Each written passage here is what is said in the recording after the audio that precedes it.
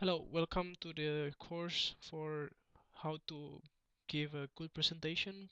Hi, this is Teddy. So let's get started. So, why bother giving a good talk anyway for giving a good presentation? First of all, because first impression always matter. So if you, let's say, meet with the new people, let's say if you join with the new companies or new members of the group, so you have to give a good presentations because you have to give a first impressions to them. So if you have a good impression to them, of course later on you will get a lot of good support from them as well. So the second one is because there is no point doing good work if others don't know about it or you cannot understand what you did.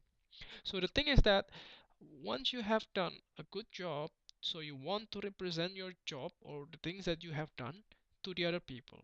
So make sure you have a good presentation, otherwise you cannot show your work. And the third one is because good practice for a teaching career.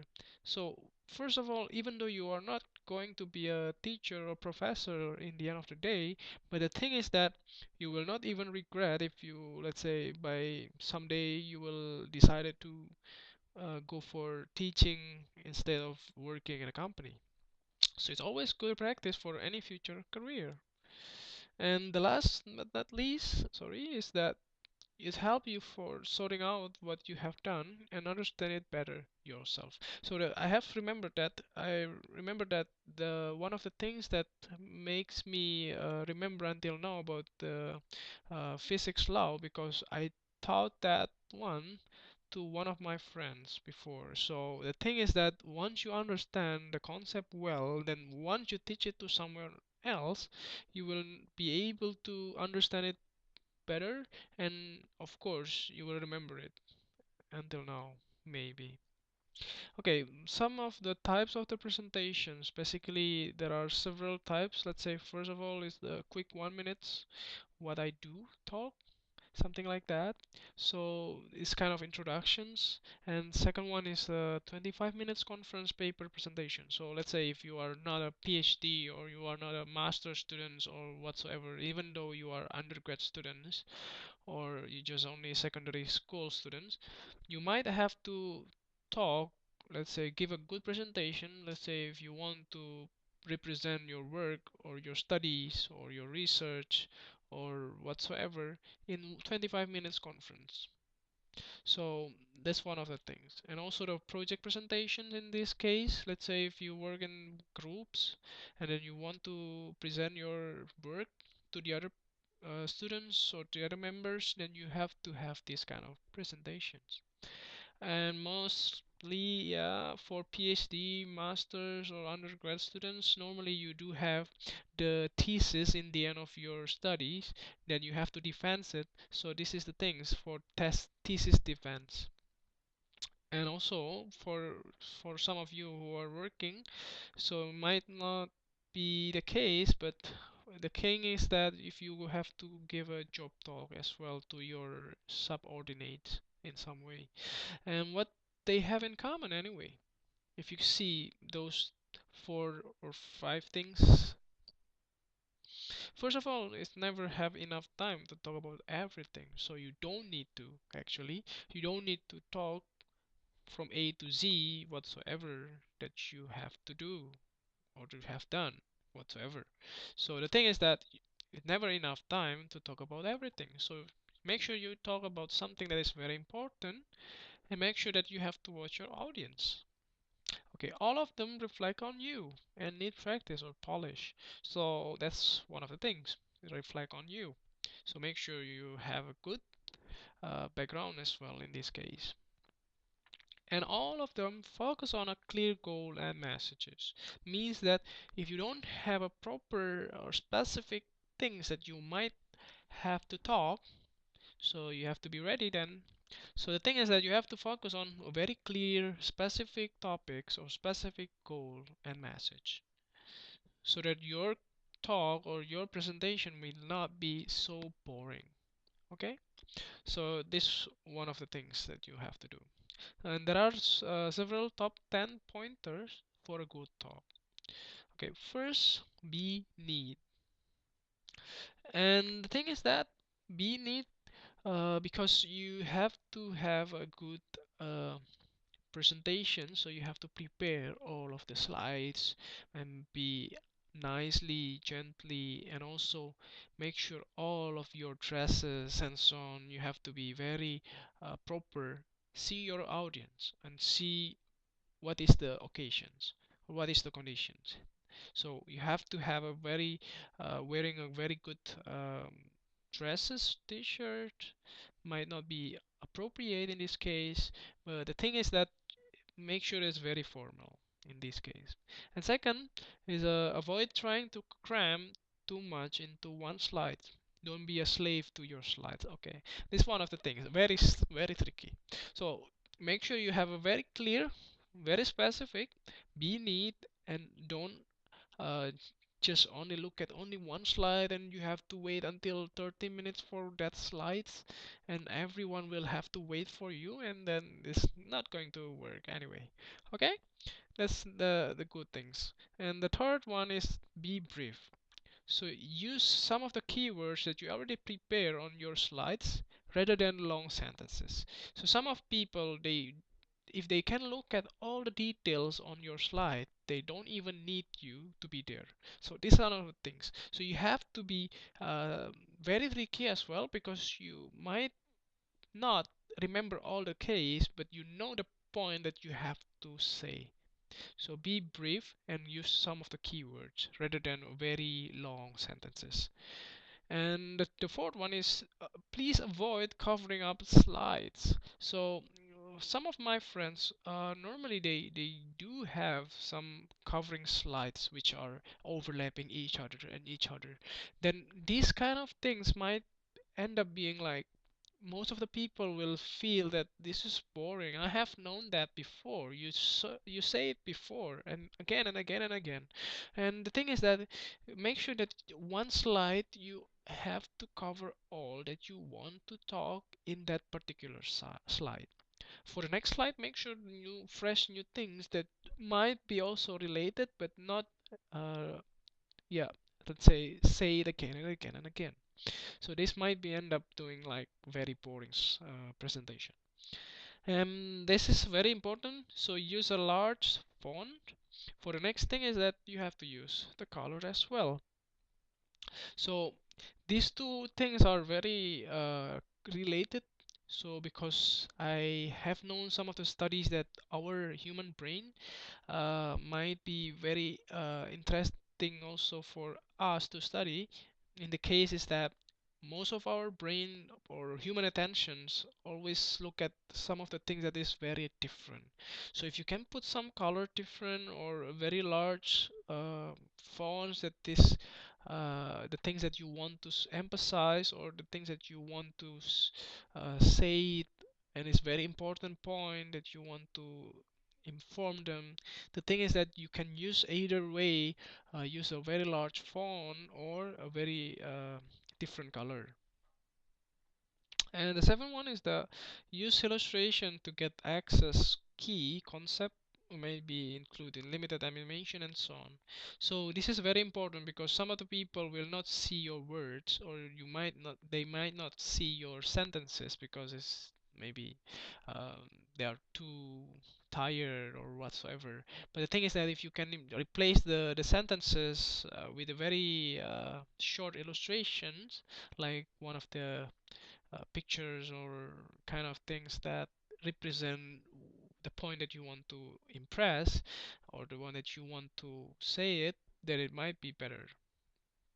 And the eighth one is the point is the make eye contact. So make sure that you don't see only your slide. So make sure you also see your audience. I have seen one of my previous lecturers that yeah, because he was very old as well, so he always look at his own slides.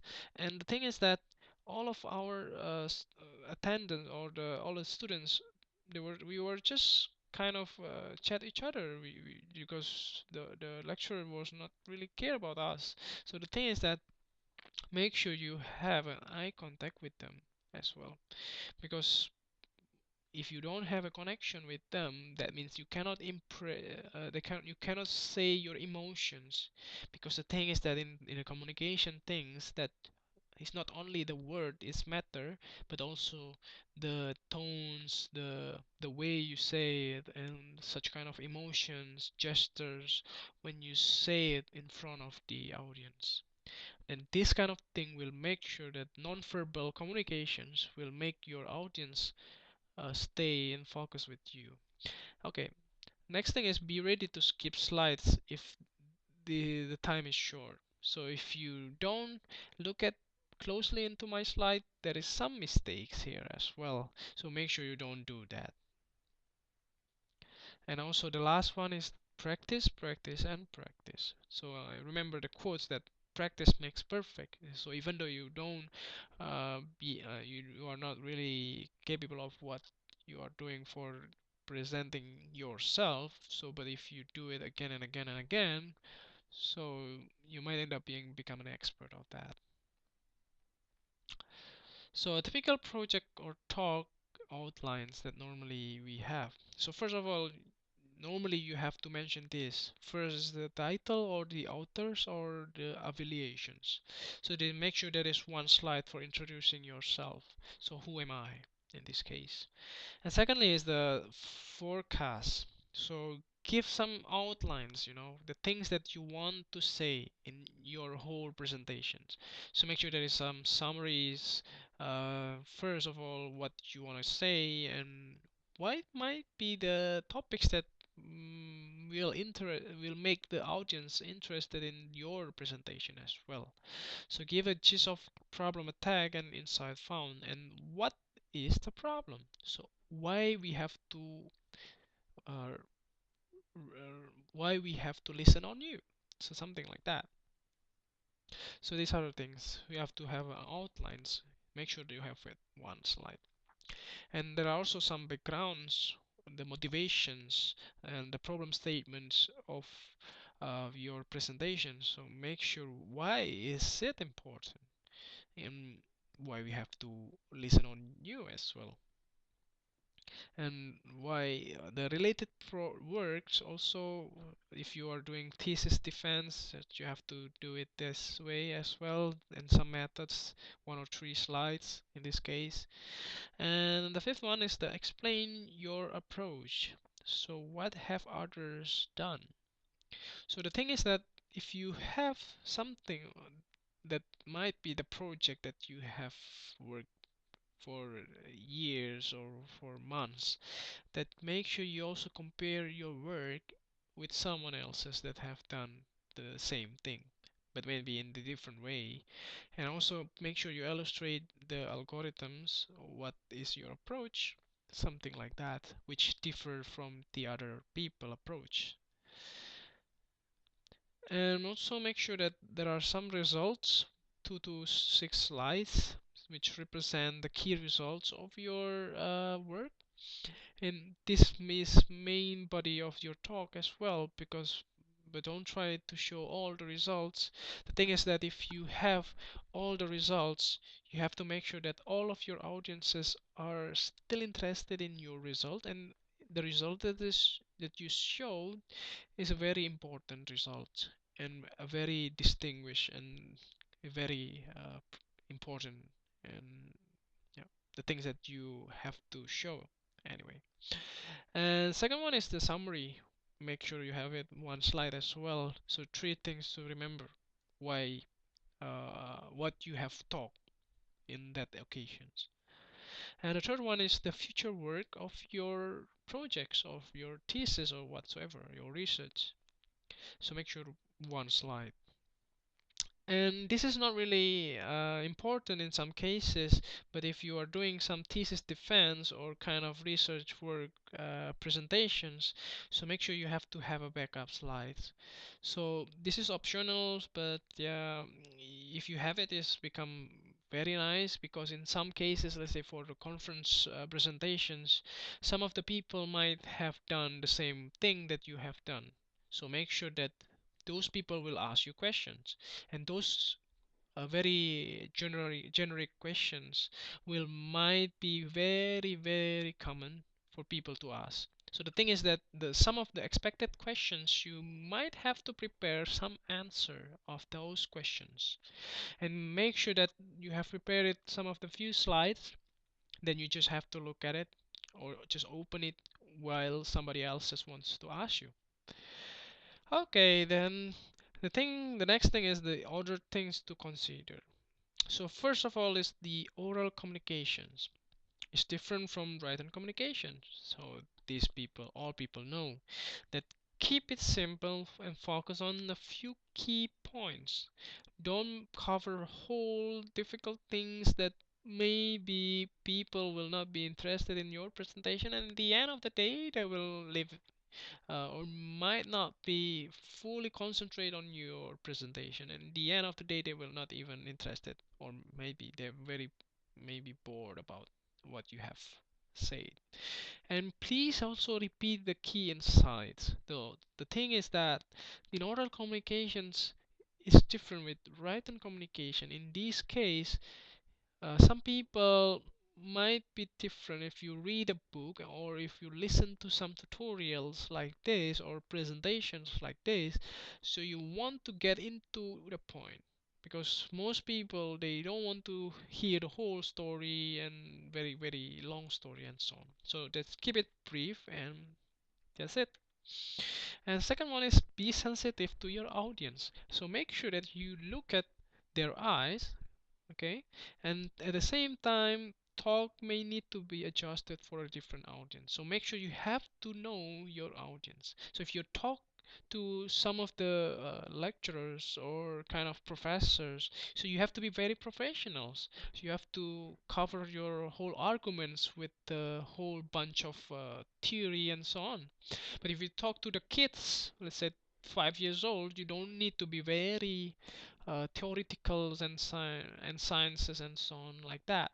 So the thing is that if you know your audience better, you might be end up being successful to become a good presenter, because you know exactly what they need. Yeah. And the third one is the audience wants to learn more.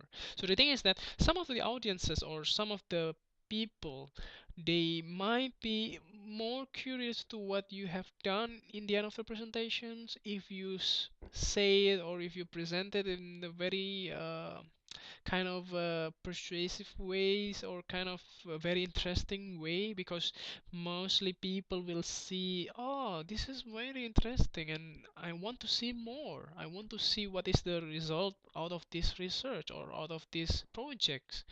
So make sure that you have to have a very good presentation. In the end of the day, you will have some kind of question from your audience. And the fourth one is handling the Q&A or the question and answer sections is as important as the formal talk itself. So if you've done a very good job for presenting your work, but in the end of the day, when people ask you a very stupid or simple question, but you cannot even answer that, so people might be think that have you done that work or whatsoever that you have done. You don't even know these kind of things. So this kind of questions, make sure that you cover all the things that you have to say or you have to answer during question and answer or Q&A sections, because these kind of things will might affect your credibility of as a presenter itself. So this is very important. So how to improve? So I know whatsoever the point that you are now, so make sure you practice by yourself. So this is the way how to improve yourself. So you have to practice, practice, and practice.